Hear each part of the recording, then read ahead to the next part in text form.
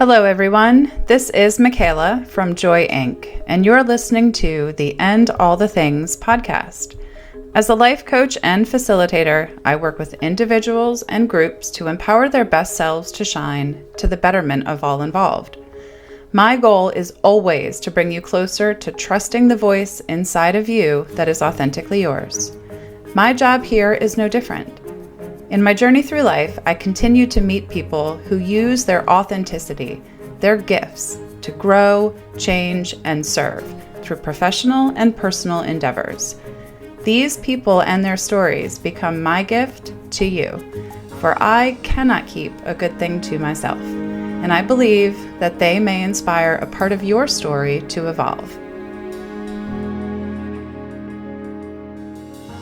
Today, I have the privilege of sharing with you the one and only Leslie Rodgers Berry. She is the owner of Lily Rose DMA and is a marketing consultant and speaker based out of Chicago.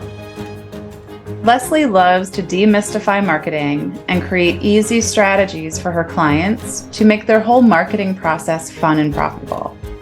But what she also does is work with them on their mindset. She works to overcome the things that bring them down. She does this because she has the voice of experience. Leslie has also become a highly sought after motivational speaker as she shares her story of approaching, identifying, and then overcoming depression and suicide. So be mindful, this might trigger some things for you. So if mental health and suicide are something that make you struggle inside, number one, know that we offer tips and strategies and insights to get through and beyond. And know that there are a lot of resources out there to help you. Because asking yourself the question of, are you okay? What would make this better? How can I make my conditions just a little bit better? Might give the breathing room that is needed. So join me in a conversation with Leslie and you will get to know her and her mission to share joy by sharing her story of struggle and woe and spinning it into one that is a life filled with joy. Enjoy the show. Let's get to know the incredible Leslie Rodgers and all the things. So as I just explained, she is a vibrant businesswoman who is inspirational and aspirational. But tell me, Leslie, what does your bio not include? What do we need to know about you before we kick off into our conversation today? I'm very goofy. I have learned not to take things too seriously anymore. And I love love. I love eating. Yes, God. And I really enjoy helping people. I really enjoy helping people get to from the point that they're stuck in, whether that is an emotional place or whether in their business they just need some help with strategy. Like I live for it. I'm like, oh, well, I can help you with that. Like you just need this, or you just need Right. someone to listen to you. So Yep. yeah. Gosh, we all need someone to just listen to us, right? And in my experience, I know that I started out, I hold the same truth, right? I just want to be around love. I want to help empower people. But as a young emerging woman, I was so compelled to just serve and be helpful, right? And I got a lot of people coming my way looking to me because I was good at it, because I was eager to fix and solve and do their things, right?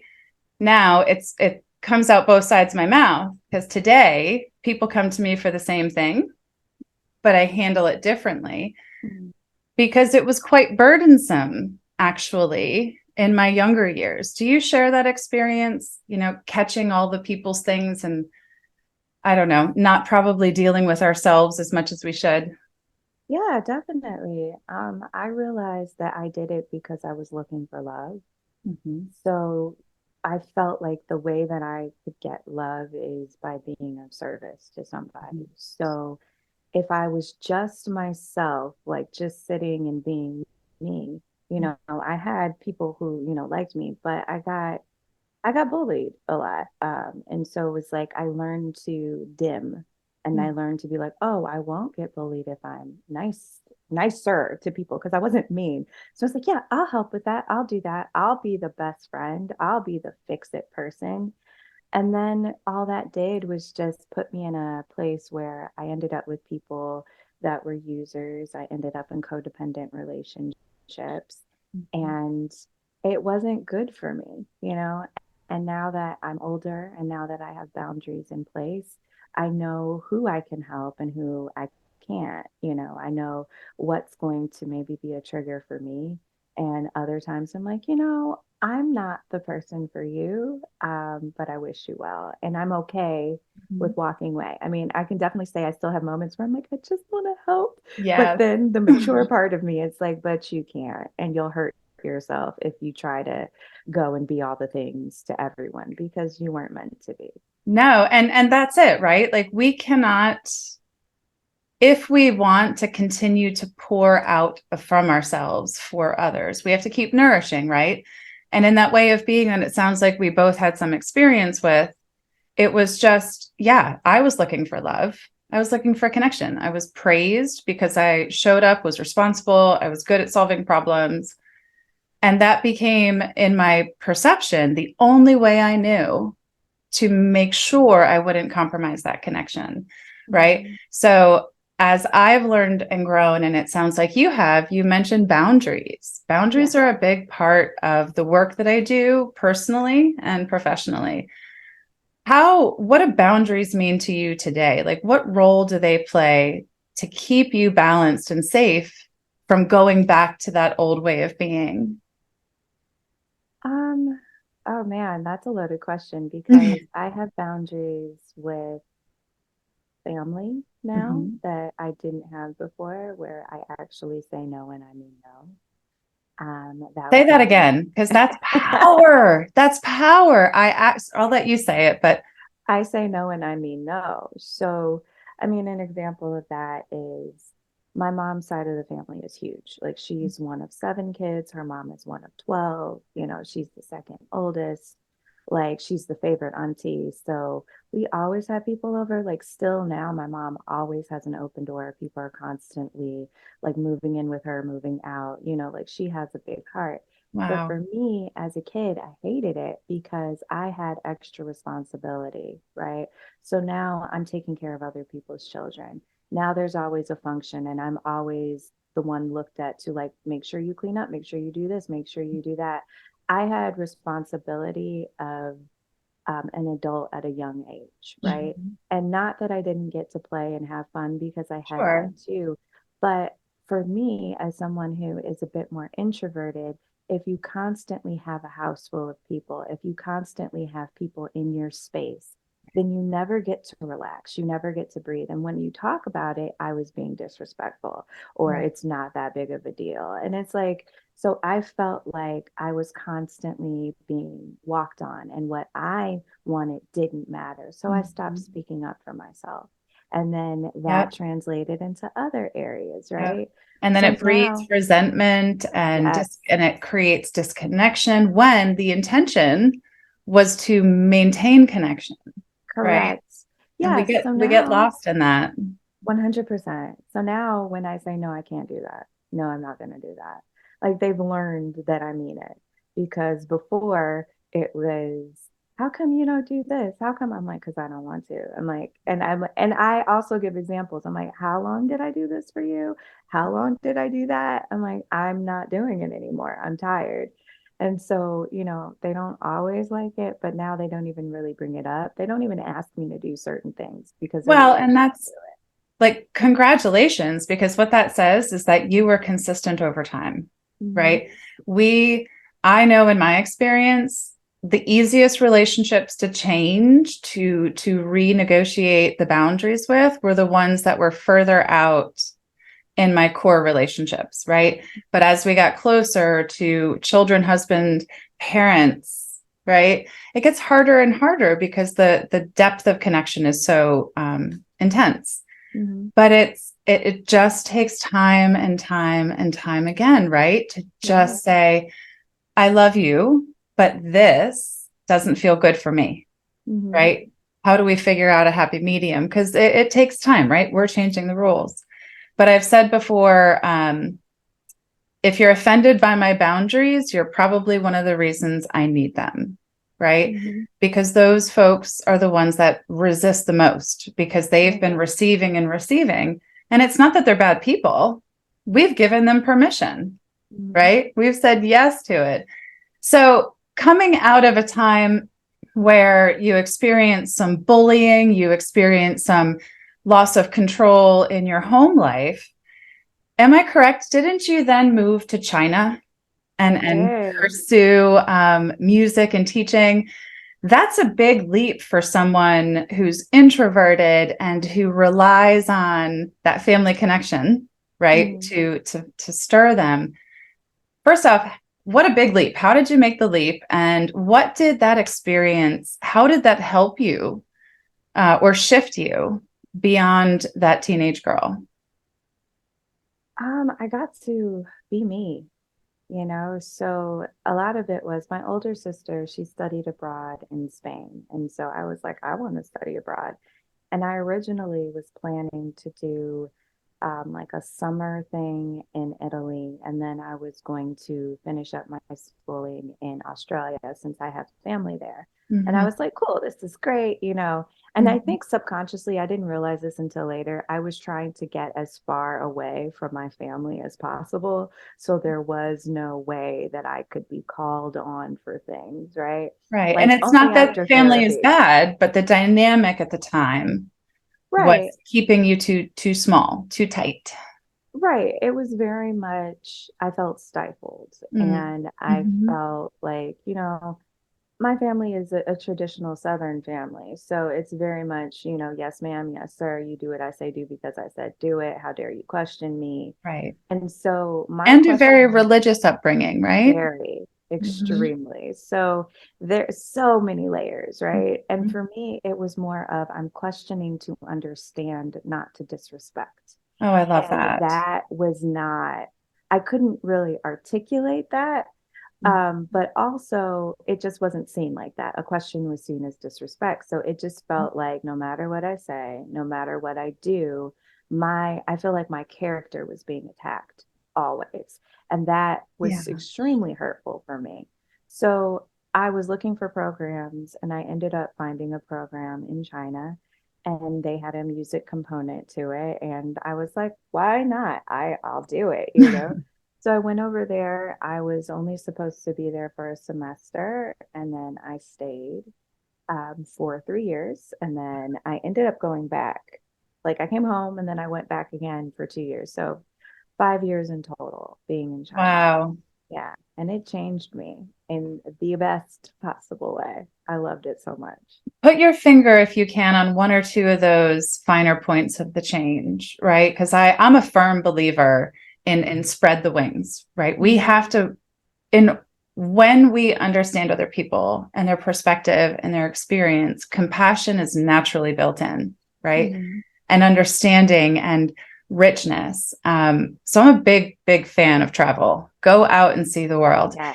Um, so help us point to one or two things that you really learned from your time there. Oh man, I learned that I was enough. Oh, I just Um, want you to say all these things again. I'm going to keep like pushing. Rewind, rewind. I learned that I was enough. Yes, Oh. because I was around. So I was in an international student program, and it was honestly the best thing. Like, if you can go, go. Like, if you don't have your master's, go for your master's, figure it out. But it was the best thing in the world because I was around people from all over the world. And so I got to meet people from all over the world. I got to see like maybe perceptions I had about their country or perceptions they had about mine. And we got to see the truth from the lie. I got to see that just by being me and me laughing and me joking and me sharing a bit more, it was accepted. If I spoke up, people listened. It wasn't considered like this bad, terrible thing. And so I relaxed. I didn't have to be on my defense at Mm. all. not there. Now, when it came to like just being a foreigner in a different country, yes, I'm on my defense because I'm like, I don't know you. Well, there's a But difference between keeping yourself safe and being correct, on the defensive, right? correct. Like what you said was you were able to relax into yourself, but we Mhm. can also be vigilant of the world around us, right? Exactly. And I think that's a really important distinction, especially related to China with like the idea of martial arts and karate and fighting. It's not about the fight. It's just about being aware and knowing that you're prepared and you are enough. Yeah. I preach that. Like I say it as often as possible. Be prepared and practice and go through it, because we never know what's coming at us, right? So Mhm. you have this kind of euphoric communal experience in Yeah. China, right? And you grow and you feel this fullness in yourself. Um, and then you come home. You came back in what, 2016, give So or that was the take? second time. The Okay. first time I came home in 2010 and I stayed until 2014, Okay. which was a terrible time to come home because our economy was trash Right. and nobody wanted to hire me, Mm. basically. Like Because you didn't have American experience, or what was the I barrier? had too much experience. So that was the thing. Like in like the 2008 to really 2012, right? It Mhm. was I spoke a different language. Mhm. I had connections, like I could talk to people, but they would have to pay me more, Right. and they didn't want to pay me more.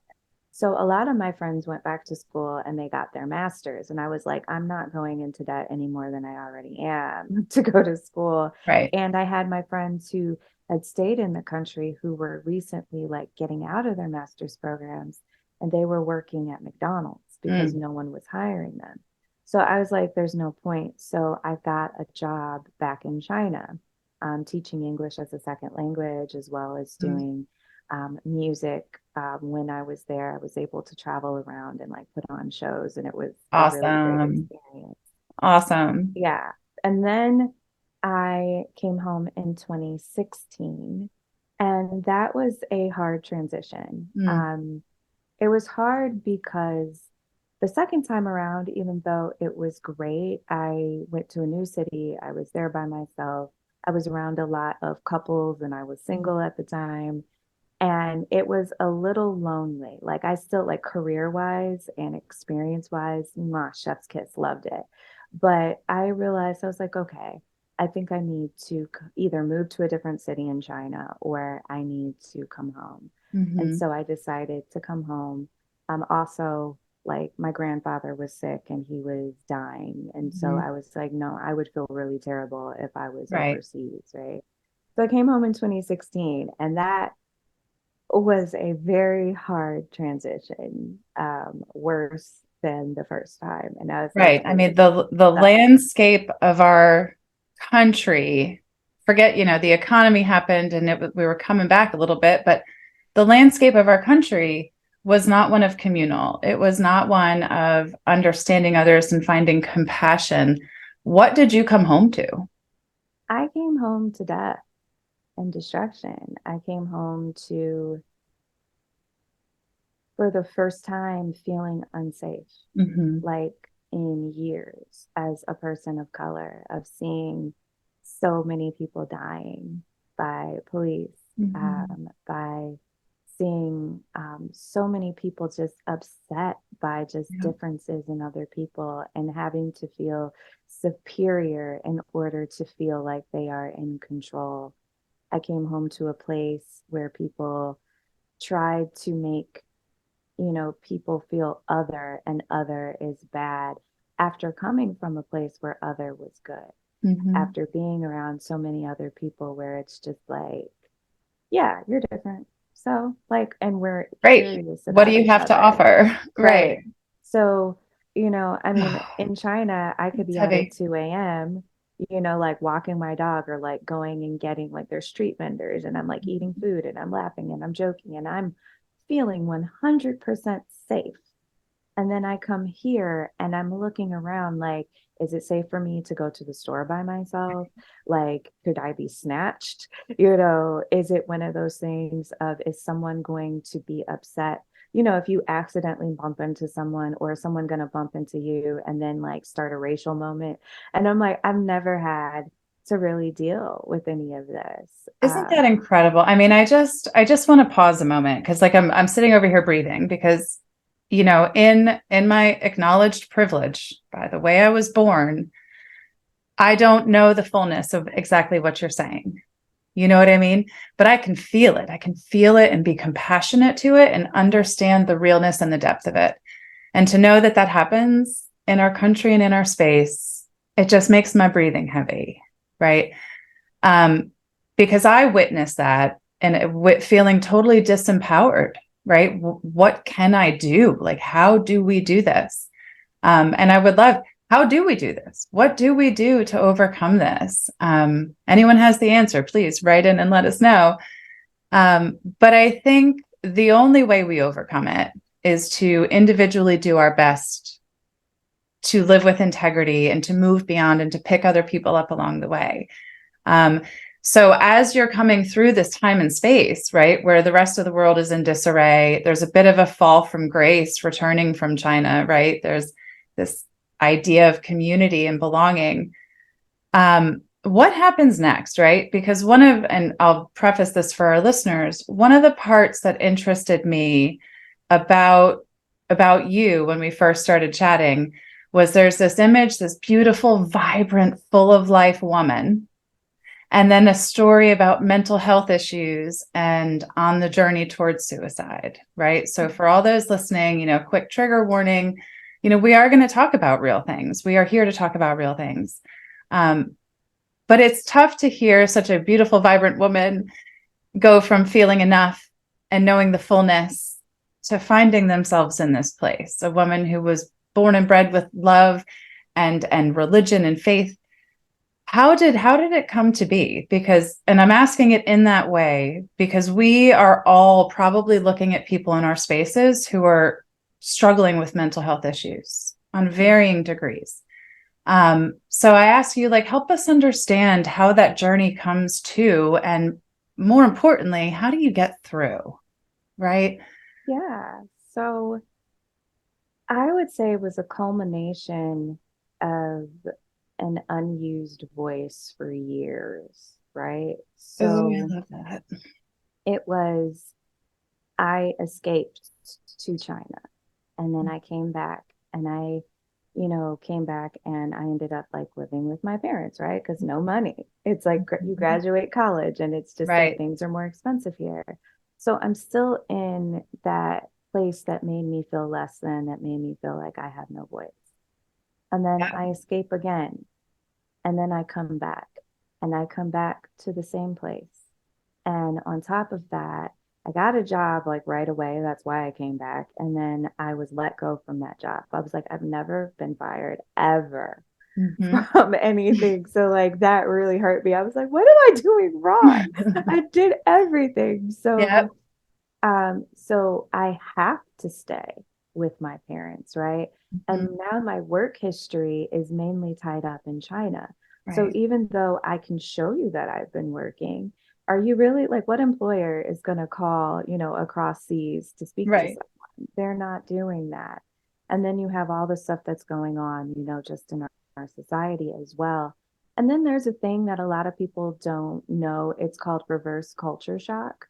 So Mm. you have culture shock when you go to a place if you Right. stay there for a long period of time because you start to see the differences in society, Mm-hmm. right? But reverse culture shock is when you come back. So you've now acclimated yourself to a whole new way of thinking, a whole Mm-hmm. new society. And then you Yep. come back and you realize that you have changed and nothing else around you has. Right. Everything feels like it's back in the 1800s in a way. Right. And so you have had all these experiences that nobody can really relate to in your immediate family, right? Mm-hmm. Because they've been living their life here. On Yep. top of that, you are frozen in time in their mind as who you used to be. Mm-hmm. And so they're treating you like you used to be. They're expecting you to act like you used to act.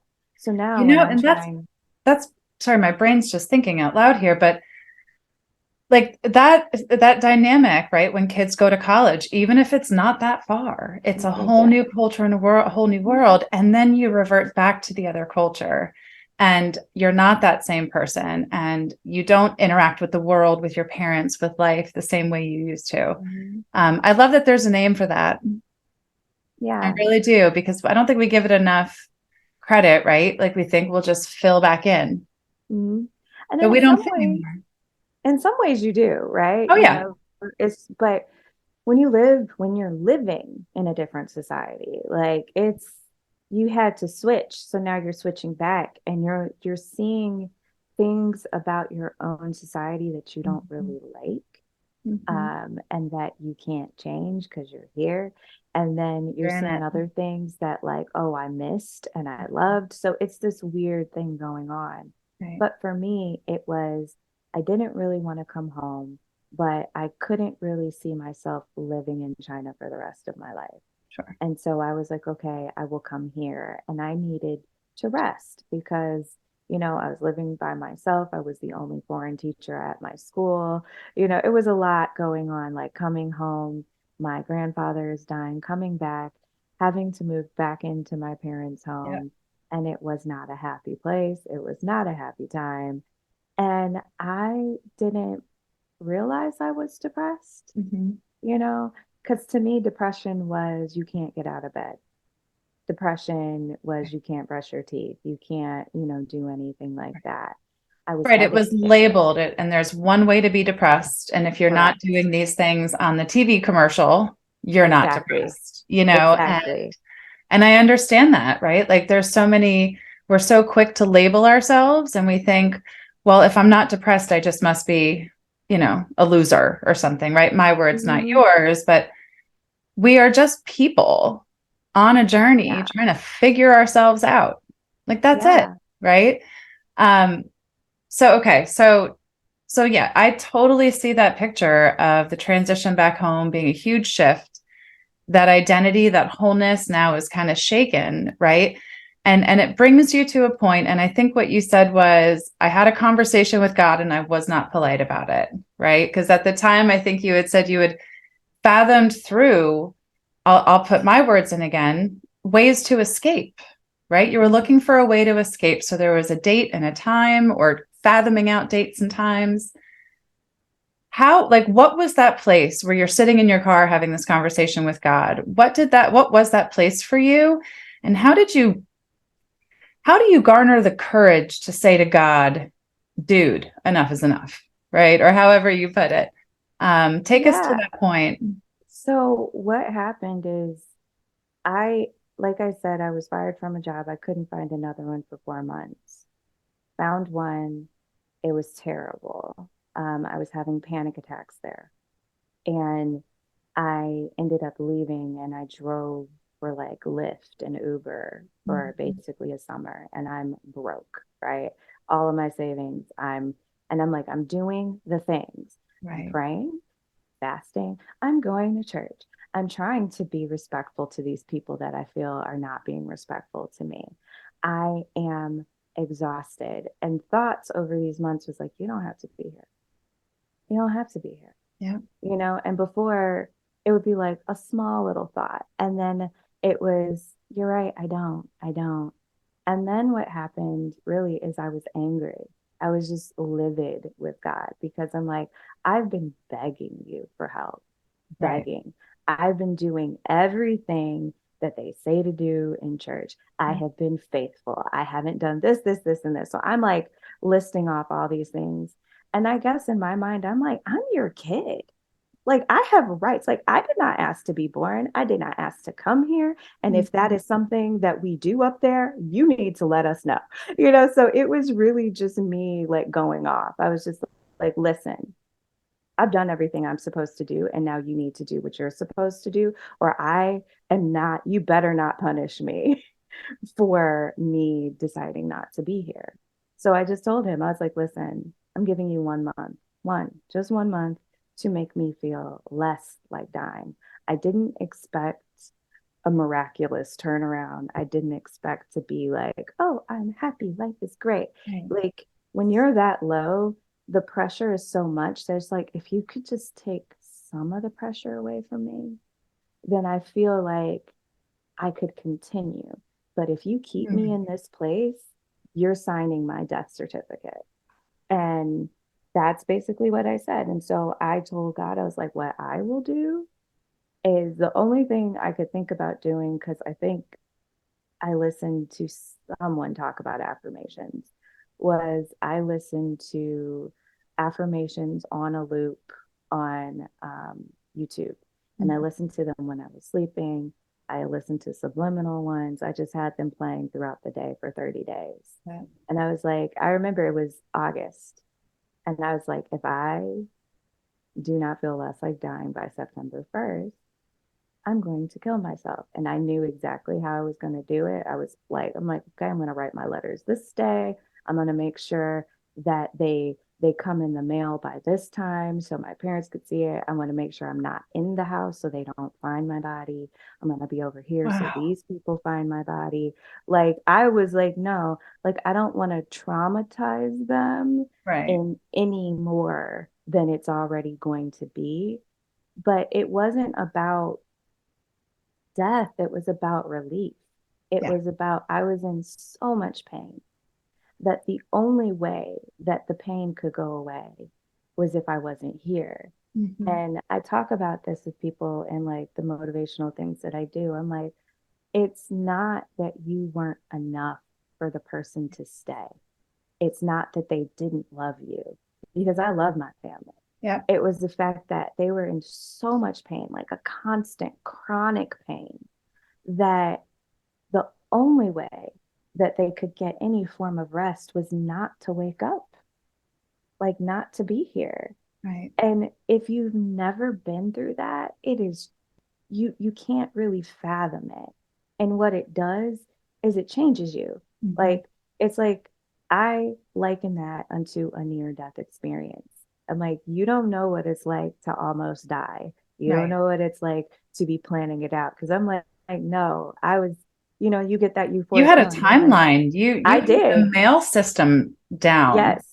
like and I'm listening to you. And I mean, I know this stuff, right? Like we've discussed this before. And I just thank you, thank you, thank you. Number one, for challenging God and yourself to make life suck just a little bit less, right? I really good job. But thank you for coming through that and choosing to say it out loud, right? We so often, you know, like I said earlier, we're probably looking at people. We have people in our life who feel this way right now, where there's just so much pressure that they're cooking, right? And I truly believe, because I personally have not been on this path, but I have in my journey, suicide has come up a couple of times with other people, right? And what I've come to understand is they don't want to die. They don't want to hurt people. They just don't want to suffer as much as they are today. And the way you put that was so beautiful. Your challenge, and this is where like my brain gets quirky and excited. You did this, right? God did not necessarily do this. God put you in the place in that little bit of a pressure cooker and said, you have enough still, right? And then God kept answering every time you put out an affirmation and every time you prayed. And the answers just kept coming when your ferocity for the answer came through. And I love that. I'm curious about at what day did you cancel, shift the plan? Um, but thank you for choosing to share this, because what it tells us is that we cannot just say, hey, God, fix this, just poof, because it does not happen. To your point, it's not a miraculous tomorrow you're going to feel all better. But we can work together with God, with ourselves, with our affirmations, with whatever resources we can find to make life suck just a little bit less. Right. And it takes that pressure off. Yeah. Really I does. I have found that it's a mindset shift. Mhm. So the truth is I didn't have anything left. I didn't. Getting affirmations gave me something. Mhm. So it's like I was completely empty and I was being filled. And so Yeah. what that did is it was after 30 days, I felt a little better, you Mhm. know? It wasn't a constant thought. Right. And I would say like a month after that, I finally got like a good job that I was doing, but I was still sad. I was still depressed. I was still listening to affirmations, but after I got the job, I was finally able to go to therapy. Mhm. And then I was in therapy for a little over a year. And that was transformative because when you're so broken and you get to a place where you're like, okay, I could see myself going back there if I don't continue on. Right. I went to a therapist and let them know, like this is why I'm here because I was suicidal and I'm like, I'm not currently in this moment, but I also don't really see the point of Right. being here. Yep. Um, and being able to dive deep in, being able to, like, I asked my therapist for homework because I'm a nerd. I love So it. I was very much like, I like instinctively, I knew that if I wasn't doing something throughout the week, one session wasn't going to be enough, and I couldn't afford multiple sessions at the time, right? So for me, it was very much like, hey, this is what I'm dealing with. How can I work on this throughout the week? And so, she gave me homework, and that it was transformative because that's when I started putting up boundaries. That's when I started going away from people. And it was also traumatic because the things that I hadn't dealt with, I had to deal with now. But at least I had a space that I could do it. And when I put up those boundaries, I lost an entire group of friends. It was my best friend of 17 years. We got into an argument and it was my first time that I just like stood my ground and I was like, no, like I am not wrong here. And I'm not wrong. And it was this whole like just, and she turned people against me. And it was like, don't have this friend group anymore. But also during this time, I met my husband, and then I was like, as I was healing, and then I got to a place where I just liked myself. And then I started to love myself. And then I started to just show up like I used to, and being enough for me. And I met him. And, like we were friends and then we dated. And then, like a year to the day of our first date, we got married. And so it was like, even though I had like this chaos going on in the background and I'm still healing, I still had this joy that was emerging. And now, what is it? It's 5, 6, 7 years later. Math, what is that?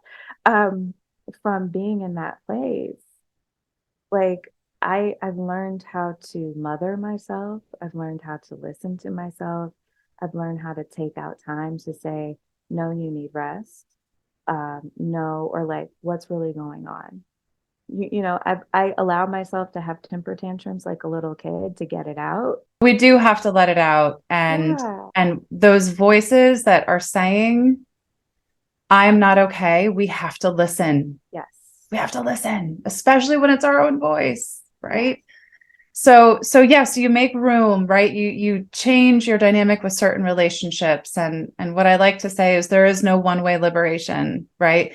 You let them go, and now there's new room for a bigger, stronger, more valuable Mhm. relationship. Not that they weren't valuable, but sounds like your husband and you have grown together and are continuing to learn more about yourselves and one Mhm. another. In this time, is that when you decided to forget about all the other people and their expectations on business and create your own?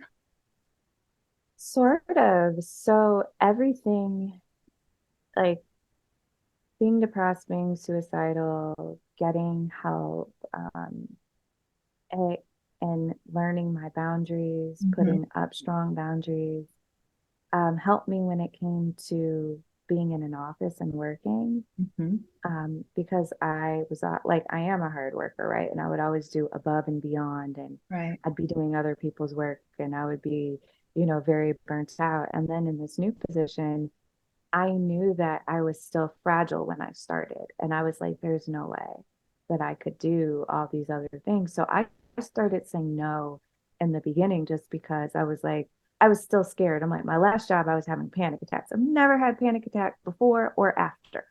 And so I was like, what is happening? So I So let's was not do that again. Let's try something different, basically it right? was it was out of survival. It was like, no, I Yeah. can't do that. And Unfortunately, so I can't do that. the different thing was saying no. In my work, I find people are like, well, I can't say no. And I understand that because there are times in my life where I'm like, I can't say no, but we really can say no. Was Mhm. it hard in the beginning, or was it just like you knew you had to do it? Um, it wasn't hard, oddly enough. It was, like I said, I felt like I had come back from the brink of death. Like I felt like I had a near death experience. Mm-hmm. And so my measuring stick was, do you ever want to feel that way again?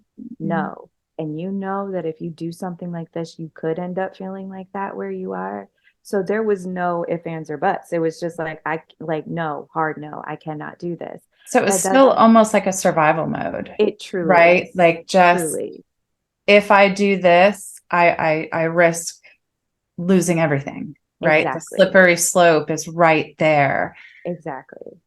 And Okay. so what happened is what I thought was that I was never going to be promoted. I'm like, that was my thing Mm-hmm. because I was very good at what I did. Mm-hmm. And I, like, everyone says like quiet quitting now. I guess that's what I was doing because I was very much like, oh, I'm off work at this time. I'm gone. I did not pick up phone calls when they called me after a certain Right. time. I did not, like, if I'm not working, I'm not talking to you. If I'm not doing this, I was focusing on building a life, like Imagine healing and that. doing that, right? Imagine that you were focused on building your life, not just being at someone else's beck and call, right? Thinking that there will be Correct. gold stars on the other side when Exactly. the only gold star that we're ever really going to get is already inside of us, Yeah. you know? And what happened is during this time, I was working as a administrative assistant, but I had been taking courses for marketing management and those things, and is with an emphasis on digital marketing. So dealing with like social media marketing, email, SEO, all those things. And I noticed that they were terrible at marketing, even though they had a marketing department. And so I started hanging out in the marketing department Nice. and I started helping them. So it was like I had strategic no's. So I still Mhm. gave my all to what I was supposed to be doing. And then I just started doing stuff in other places like, oh, I just did it. And then I was like, hey, can we, like, did you like this? You want to Can we use do it this? And they're again? like, yeah. So, because I learned, I was like, I would rather ask for forgiveness than ask for Mhm. permission. And so it was Yep. very much like, okay, here we go. And then because I had said no in the beginning to other things, because I was strategic with those no's, I ended up getting more responsibility in the department I wanted to be in. I love And it. then I went to the general manager and eventually like to the CEO. And I was like, you should just make me the marketing manager because I'm doing all this anyway, Mhm. which I did, which they did. So I worked my way up from there. So like that was an accomplishment. However, this was a very um, alpha male place. It was also a very good old boys place. I would hear a lot of racist comments. Oh, geez. And I am a lighter skinned person, right? So like there are mixes in my family and I do not fit the stereotype of what they think this person should be, right? So they didn't Wow. consider me other. So they would include me in conversations or say certain things. And I'm like, you realize that I'm a black woman. Right. Like you realize that I'm not You can that's not label me as whatever you want. like Here I am. but what you're doing is I'm like your information is wrong.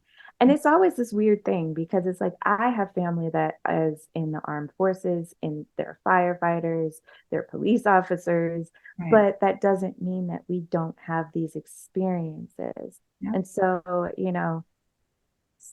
like when Black Lives Matter and then like Blue Lives Matter, and they were really on Blue Lives Matter, and they were really talking about how people deserved what they were getting. And I'm like, yo, I have family that is on both sides, that are and that is really heartbreaking to me that these are, water cooler Right. conversations, and you're here. So what that did for me is I was just like, I'm done. I can't be here. Like I'm not trying to change anything. I'm not trying to like be like, you need to change this. Cause I'm like, I don't feel like I need to be here. Like I can go someplace else and be happy. Like you are not, my end to anything. So I started my business during COVID, which they really didn't do anything about because they didn't really believe in it, but that's a whole separate thing. And I ended up, I got into an argument with my former manager, Okay. basically, um, because I guess he was having a bad time in his life. But that argument was like, I will never be here again. And I remember coming in and sitting down, like I called a meeting with like the general manager and the CEO who I had a really great relationship with. And I was like, look, I started my business. This is what I do. I would like you to hire me as your contractor for your marketing. I'm not going to be working in this office anymore. And they were Good like, for you. okay. They're like, well, let me think about it. I was like, yeah, would you like to see my paperwork? Like, this is a real business. Here you go. They're like, no, we're good. And a that was a Thursday.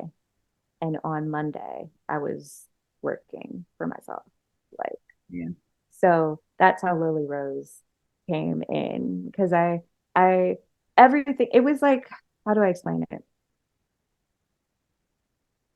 Every obstacle and every dark moment that I overcame gave me strength and courage to fight and understand my worth for the next one. And so whether it was in the I'm still in, fight or flight mode, like, no, I can't do this. That's how original boundaries were set. And then it was, like, I don't have to fight every battle if I don't want to. I don't have to be here. Like there are options for me. And I'm not, and also putting in the work and continuing to put in the work, like learning what I learned from therapy, I still do every single day. I'm still journaling. I'm still talking to myself. I'm still checking in. I'm still doing all this. And it's like, is this going to help me? And I'm still affirming who I am. And so being in this environment, I was like, this is not me. Mm. I don't have to be here. I'm like, I know who I am. I don't And have to be around bigoted people. I'm that's the fine. most important thing to listen to is when, in a world where we can swipe right and left and make decisions in a half a second, we don't take enough time to check in and say, do I like this? Mhm. Right? To your point, is this my fight? Right? Right. Is this my job? Is this the best use of my time and energy? And we do not take enough time culturally to ask those questions. So when you say you journal, is it free form journaling? Do you use prompts? Give us a little nugget that maybe some of our listeners can take away, perhaps for a daily practice. I do three things actually. So, um, have you heard of the book The Artist's Way by I've Julie heard of it. I Cameron? have not read Okay. it. So she's really cool because she does this thing called morning pages, where it is free form, where you're basically writing down every thought that comes into your head. And so it could literally be, I have nothing to say, I have nothing to say, I have nothing to say. Oh, I need to get this. Like, oh, I have to go to the store, I have to do this. Like, I really hated how he talked to me last night. So the whole thing is we kind of stop ourselves even when we're journaling of like really expressing ourselves And so if you do it first thing in the morning, she calls it the censor. You're trying to get past the censor in your mind that's saying, don't say that, right? So Mm-hmm. I do that. Yeah.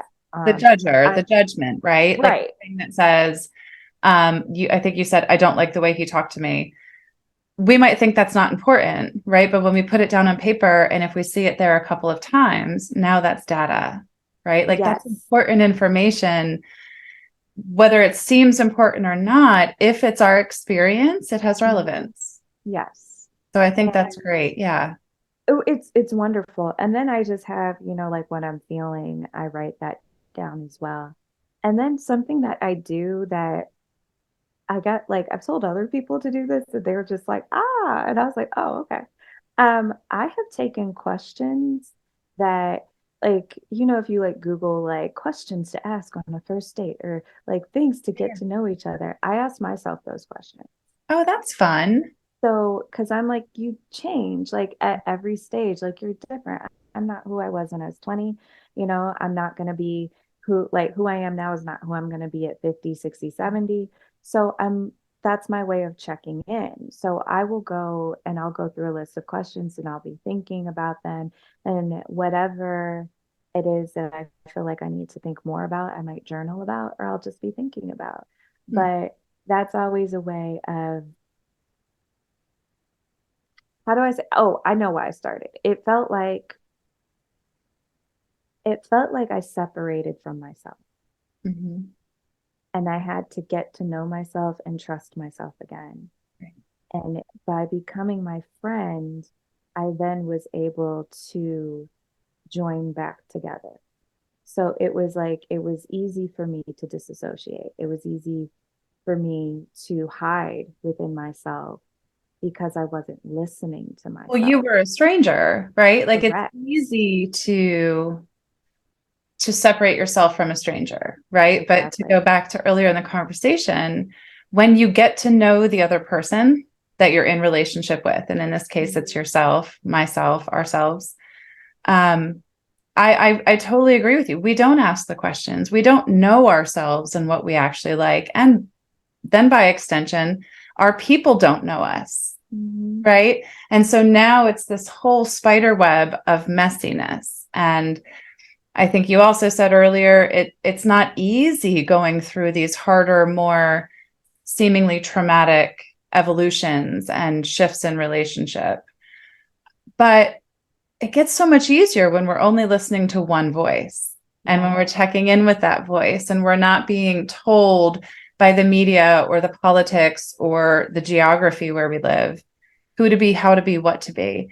Mhm. And throughout this entire conversation, what I keep hearing you do is you said it, you hit these troublesome parts and then you put yourself in a position and you say, I want to be here and this is not enough. I want more. And you, even though it hasn't been fun, pleasant, or easy all the time, when you put your mind to something, my God, woman, you put your mind to something. And I cannot say enough how grateful I am that you're sharing this story because there are so many pieces of experience and advice. A couple that pop into my head is, what are you escaping, right? It's okay to go to China, but Mhm. do you know what you're escaping and what you need to deal with? And then when you go back, how do you transition back? What boundaries do you need to put in place, right? How do you challenge your relationship with God? That's another thing we've been told time and time and time again, how it looks and what it looks like. And you said, we're gonna shift this up because I've been doing it your way. We're gonna do it my way now. Okay, I want to talk about that real quick. Yeah. Um, this is probably controversial, so trigger warning for any Christian, and any religious person. On my healing journey,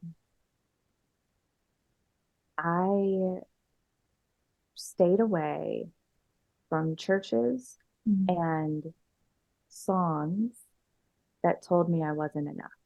Mm. So for us, where it's like, who am I that God would love me? Who am I of this? And I'm like, that's not, you're telling me that I'm not enough, right? So when things get bad, why would I go to God if I don't think that I'm enough?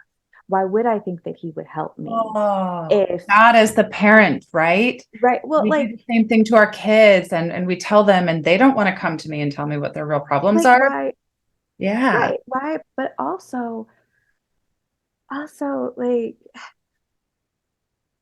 I, I am in a whole new phase of my relationship with God, and it does not always look like what I was taught.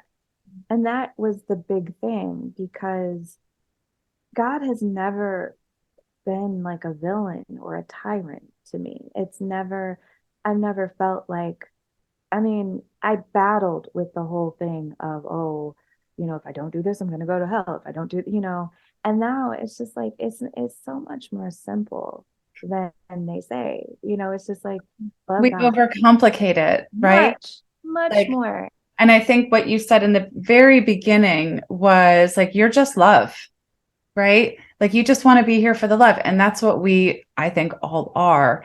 And I see you so much in that experience of redefining the relationship with God and faith and religion, because I had the same thing. Like, I was like, I just don't get this. You're making God into something angry and that I'm supposed to be afraid of, when I thought this was an invitation to salvation, and I thought I was a gift of God. I thought I was made in the likeness of God. How can I be so bad that I have to repent and apologize in fear, right? I don't want to have that dynamic with my own children. So why do we bring that to our spiritual parent, you know? Right. And what I have learned and what I'm still learning is like, I am a co-creator. Mhm. I'm a co-creator with Christ. So I it's love like it. I do my part and he does his Yeah. part, right? And I feel like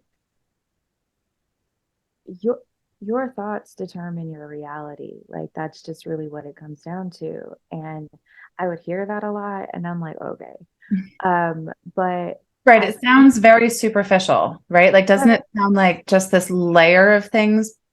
But it's the filter through which everything goes. well, right, because if you have a bad self-concept, Mhm. then you are purposely living in a place that is going to attract certain people and situations to you. Right. And I will use myself as an example. I didn't think I was enough. It would go up and down, but it never, like, I never allowed it to stick Right. because of me being bullied. It was, I'm naturally good at singing, I'm naturally good at acting, the arts, writing, like the arts in general, like I'm very good at it. And Okay. I'm very good at speaking, right? And I'm pretty. I said it. There you go, We're right? So because of that, pause. We're shifting that. She's drop dead gorgeous. She's absolutely beautiful. So it's okay. It's okay so to say that. I think it's wonderful. so because of that, I got bullied. Mhm. And it was, if I was trying to be friends with you, it was, who do you think you are? If I was quiet into myself, it was, she thinks she's better than everybody. And I was like, I'm actually very afraid right now. And I'm trying to see what's going on. But it was people's own insecurities. So what I internalized as a child was, don't shine, don't do this. You can only shine if you make other people shine more than you, right? Yep. So Uh, I same. ended up in a friendship with someone who was extremely jealous of me, Mhm. and it was, we're great as long as I'm doing better than you. As long as you stay small. Right. Hmm. And as soon as, I'm just relaxed and me and goofy, I naturally get attention and I'm not asking for the attention, but now you're jealous. Now it's, oh, you always do this. You want attention. You want that. So I was like, no, I'm like, I thought we were all vibing. I thought we were Yeah. all having a I good thought this time. was how we were supposed to live. And it is. We are supposed to live in our fullness. Right. And if we aren't taking the time, and of course, as young people, we don't always say, well, is this a good, healthy friendship for me? Like, Mark yeah, you don't my know. words. I'm working on teaching my children that in a way that's not super like mommy like, but Yeah. but Yeah. I don't want them to be 43 and be like, I wonder if this relationship is good for me. Right. I want to kind of fast forward that for them if they can. And I think hearing this conversation is a reminder to that, right? Like we have to keep pursuing our gifts. We have to look for those moments where the world or otherwise are making us feel small and telling us that the best bet is to stay there. And I think that what I love about your transformation is now you run a business. Now you have become a coach. You have your own podcast in the interest of putting other people in the light, right? Like here you are saying, I was afraid to shine my light. And it's you're flipping the table and saying, I do not want anyone to live in a world where they don't know that their light exists and have a platform for it to shine. And the part of me, the very feeling emotional part is like, oh my God, I'm so sorry you went through all this. It's so tough. But the other part of me is like, thank God you did, right? In whatever relationship you want to have with God, the universe, spirit, thank it all. Because we need more voices telling us that it's okay to shine our light. We need more voices telling us it's okay to fall in emotional, cultural, feeling ways, but we get back up together. And it's okay to just feel worthy. And I think that whether you're doing that through individual coaching or working with businesses and their brands to promote their voice, yours is a critical piece. And I just am very grateful for that. So before we close with how people can find more of you, two quick questions because you mentioned books and I love books. So you mentioned the art of what was The it? Artist's Way. The art of sway. So we're going to No, have, the Artist's oh, Way. the artist's way. Yeah. So we'll have to put that in the show notes. What other book would you recommend to our listeners for something that might enlighten them or broaden their understanding just a little bit? Ooh, I would say anything by Francis Scoville Shin and anything by Neville Goddard. That like my heart. Do you have a And favorite of one of those? Because I'm not familiar with either. So I want to dig in. yes, so Neville Goddard, he has one called The Art of Imagination, I think it's called, or something like that. Okay. We'll put it in the show notes. Imagination is in the title. Okay. And I think imagination is a critical thing for adults to figure out. We have lost Yes. it. And without imagination, we cannot fathom who we could possibly become. Yeah. Cannot even Both, begin. exactly. Both of these people are teachers and they were like really prominent in like the 1930s and 40s, Okay. honestly. And Awesome. so they really work on mindset and they talk about like metaphysics and stuff like that. But they talk about self-concept and basically um, feeling like you have to change your relationship with yourself. You have to see yourself as the person who has the life of your dreams. You have to feel like you have it before you get it. And instead of focusing on the thing itself, focus on the feeling of having it. Right. If it's like if you want more money, like you want it because it's going to give you peace, or you feel like you need more, power, or there's safety, like you don't feel safe. So focus on things that make you feel safe because you're giving like resistance to like what you Right. want. So, like That's manifestation, right. stuff like We that. block our own opportunity Exactly. by labeling and identifying. Well, Yeah, if you had moved through life, well, I'm just a girl that's been bullied. I'll never be anything. Right. exactly. That's true. Right. But if you believe other, it gives you the confidence, the courage to take steps, to try things, to shift, to say, forget it, I'm singing, you know? Yeah. And the one that I mentioned before, The Artist's Way by Mhm. Julia Cameron, I love the book. It's actually set up as a 12-week program. Oh, And cool. so it's for people, it's for blocked creatives. So she is a writer herself, but she's like anybody who is an artist, whether you're a writer, singer, actress, if you're a business owner, whatever it is, that's your artistry. And Mhm. so it's really about what blocks have you put in place Awesome. to your success. And so you read the chapter and she gives you like prompts and like journal prompts. She also gives you Awesome. activities to do for the week. And it's like 12 weeks, Mhm. that you're going through. So 3 months really. Yeah. And it's a lot of fun. And it really makes you dig deep and look at yourself and see like fears that you didn't realize you had about stuff, as well That's as awesome. baby steps to get you to where you want to be. It has to So, be baby steps, right? To your yes, point earlier, right? yes. Like there was no, I'm going to feel better tomorrow and that's it. Like, because Mhm. that's not the reality, right? If we want to lose weight, it's going to take time. If we want to transition job, yes, you can quit your job at any point in time, but let's have a plan. Let's take the Yes, time. yes. Um, Now, if safety is involved, I'm not telling you to take your time. If safety is an issue, physical safety, then obviously, that has its own timeline, right? But by and large, it's just sometimes to say, let me think about that. Let me think Mhm. about that. And when you commit to daily journaling or asking yourself these questions, that's the gift you give is you get to know yourself, which means you have a better, more full package to bring to other people. Yeah, Right. And it's so easy and so simplest, not easy in practice, but easy in the concept when we give ourselves the time to take those baby steps, you mhm. know? So that brings us all up to here, right? What is next for Leslie? What is next for Lily Rose? Will we see you singing someday soon? What's Yeah, next for you? all of that. Okay, so Oh, good. business wise, I revamped my business. So now I mainly do consultation and strategy for my Awesome.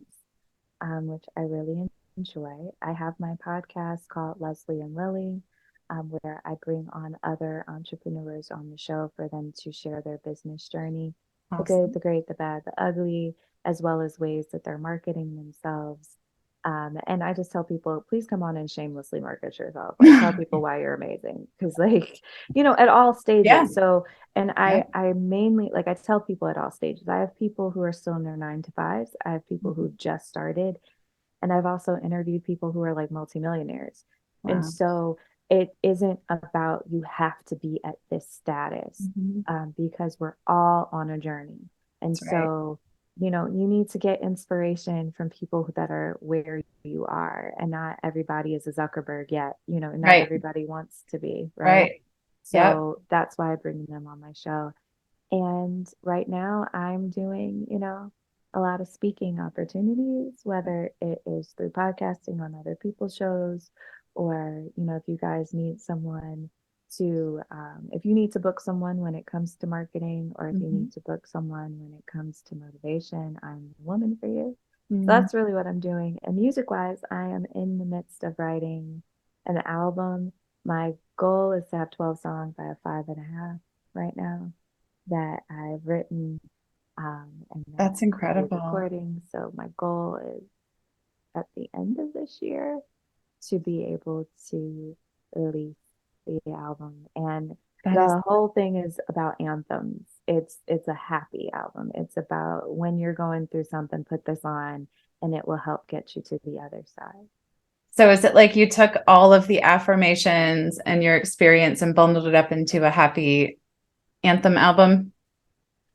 Kind of. I remember I would say a lot that I felt like I was a phoenix that rose from the ashes, like because Mm-hmm. they die as they're burning, basically, right? And Mm-hmm. so it's like, ooh, I went through fire and I have lived.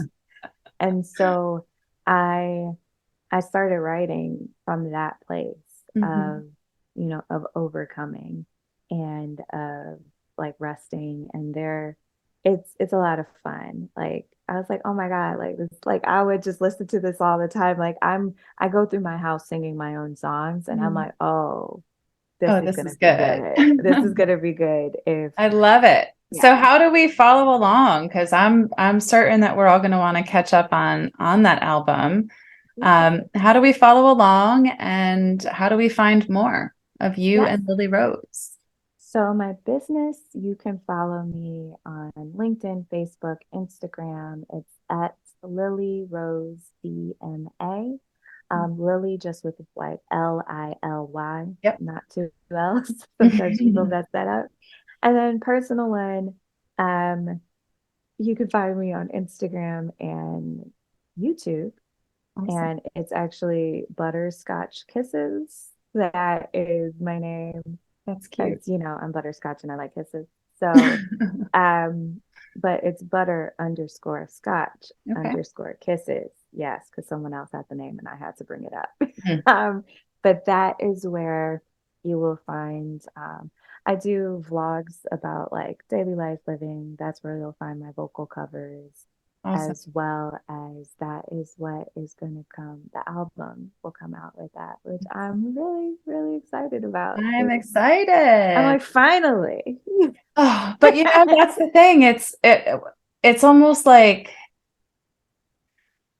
It's almost like this comes full circle, right? There was this little girl who was hiding her biggest gift, this musical ambition. And yes, like you explored it, but it was always under the pressure of other things, right?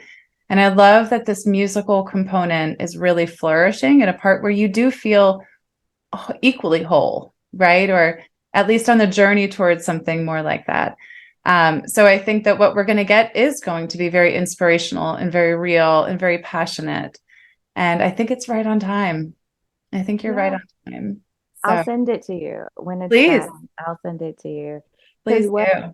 what my hope is, which is really funny, I don't think a lot of singers think about this, is like you go to conferences and they're like motivational speakers and stuff like that. Yes, Mhm. I'm going to be there. I will be speaking, but I want my music played there. Yes. I want it to be that while you're there and while you're waiting, Yep. you hear something that is also motivating you. You mean background music? That's good. Yeah, Like, or the background elevator music type music, if you that's will. good. I would love to perform there as Hmm. well, Yep. put everything full circle to let people I love see it. like you can do it. You you can make it to the other side. You really can. It takes work. It Hmm. does, and that is not what you want to hear when you're going through. I know, but I But am it's living but it's through the it. most important thing to hear, right? Yeah. The hardest thing is usually the most critical thing, don't you think? Unfortunately. And that's where, I'll say it again to kind of just circle back. We have no idea what people are going through, right? Mhm. And we don't take enough time to ask each other questions about how we are and what we like. So I challenge everyone today to think about the people in our lives. Can we ask them the questions of what makes you happy? What makes you sad? Right? What makes you angry or proud, curious? And those are all questions I use with the people I work with regularly. Mhm. Ask those questions because it could be the game changer. That one question of what makes you sad could be the game changer for someone else who has not yet vocalized what's bringing them down. And that's where we're in this together, right? We have to be in this together. So, for those listening, if someone you know is struggling, please reach out for help. There are suicide prevention, mental health hotlines all over the place. Maybe we can throw one in the show notes if there's one or any organizations that you think might be helpful. But this means the world to me because I do not want people to feel alone. No matter what stage of life they are, I do this podcast because I want to give for free whatever coaching advice, whatever life advice I can to the world because it is hard to access, right? So, friends, share this with someone in your life who might be on a journey and need a reminder that, how did you say it? It's worth it to get onto the other side, or it's so critical because you're worth it, right? So as we close today, I want to thank you, one, for making the choice to challenge yourself and God to continue the journey until you felt better. Thank you for not escaping that way. And thank you for choosing to use your gift and your struggle to help me and others learn through compassion and a little bit of humor and celebration, that no matter where we've been, we can take this place and we can make tomorrow just a little bit better. So I thank you. I wish you all the greatest luck. I will be watching. I hope our listeners will be watching, and hopefully singing along in just a few short months. Thank you, and I hope you will make it a great day, and I hope to see you soon. And thank you for having me. You're welcome. And that's a wrap on another episode of And All the Things. If you enjoyed today's show, please like and follow on Apple Podcasts, Spotify, and YouTube. If you really liked it, please go ahead and rate it. Then think about who in your life might also need to hear it and any of the other episodes we have shared. Then share it with them. When you find something meaningful, something valuable, you've got to share it and pay it forward to those you care for. Thanks for joining us, and follow along on Instagram at MyJoyCoach to see more of me, your host, Michaela Burdyshaw. And as always, make it a great day.